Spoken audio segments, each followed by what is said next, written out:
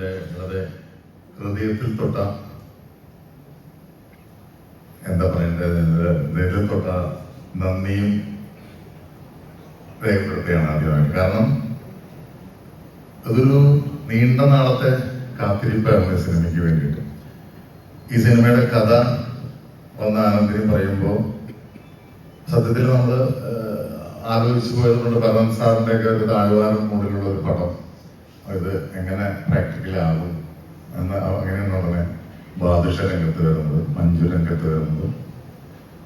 പിന്നീട് അവിടെ നിന്ന് ഇങ്ങോട്ടൊരു ഷൂട്ടിംഗ് ഷെഡ്യൂൾ ഭയങ്കര പോത്തുകളുമായിട്ടുള്ള ഒരു പാലക്കാട് ആ ഭയങ്കര ചൂടില് അതങ്ങനെ നീണ്ടു പോകുന്ന കാര്യങ്ങളൊക്കെ ആയിട്ട് പിന്നെ സിനിമ കഴിയുന്നു.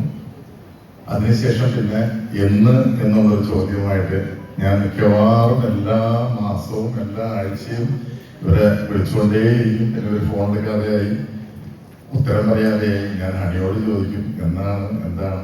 കാരണം ഞാൻ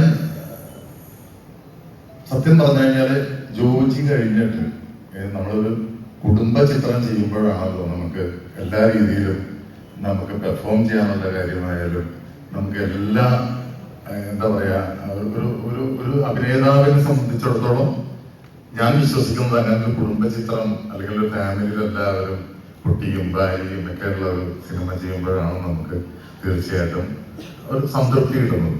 ഇപ്പൊ ജോജി കഴിഞ്ഞതിന് ശേഷം എനിക്ക് കിട്ടിയ ഏറ്റവും വലിയൊരു ക്യാരക്ടറാണ് റേച്ചലിന്റെ ഈ പോത്ത് ജോയി എന്ന് പറയുന്ന ഈ കഥാപാത്രം. കാരണം അദ്ദേഹത്തിന് ഭാര്യയുണ്ട്, കുട്ടിയുണ്ട്, അദ്ദേഹത്തിന് അമ്മായിമ്മയുണ്ട്, പണിക്കാരുണ്ട്, ഡ്രൈവറുണ്ട്, അതുണ്ട്. അങ്ങനെയുള്ള ഒരു ക്യാരക്ടർ എന്ന് പറയുന്നത് വളരെ റെയറായിട്ട് കിട്ടുന്ന ഒരു ക്യാരക്ടറാണ്. അതോടൊപ്പം തന്നെ ആനന്ദിനി ആദ്യം വന്ന് ഇത് പറഞ്ഞപ്പോൾ ഞാൻ ഈ ആനന്ദിനി ഇത്രയും വലിയൊരു ബോൾഡായിട്ടുള്ള ഇങ്ങനെ ഒരു എന്താ പറയാ ഈ നമ്മൾ ട്രെയിലറിൽ കാണുന്നതിന്റെ അപ്പുറമുള്ള ഒരു സിനിമ അദ്ദേഹത്തിന്റെ മനസ്സിൽ ഉണ്ട് എങ്കിലും ഇത് എങ്ങനെ എടുക്കും എന്നുള്ള ചിന്തയാണ്. പക്ഷെ അദ്ദേഹത്തിന്റെ മനസ്സിൽ അദ്ദേഹം എന്ത് കണ്ടോ അത് തന്നെ ആവശ്യപ്പെട്ടുകൊണ്ടേയിരുന്നു.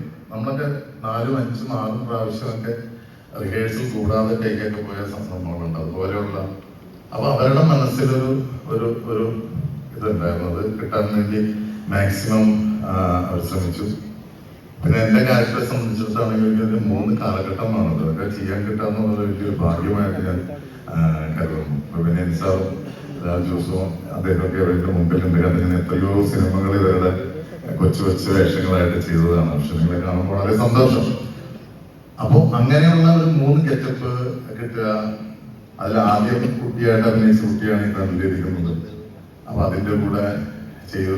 അത് കഴിഞ്ഞിട്ട് പിന്നെ ഇദ്ദേഹം പോയി തിരിച്ചു വരുന്നു. അതിനുശേഷം നമ്മുടെ ഒറിജിനൽ ഹണി റോസ് മകളായിട്ട് കരച്ചുവിട്ടുന്ന മകളായിട്ട് ഒപ്പം കട്ടയ്ക്ക് ഞങ്ങള് അഭിനയിച്ചു.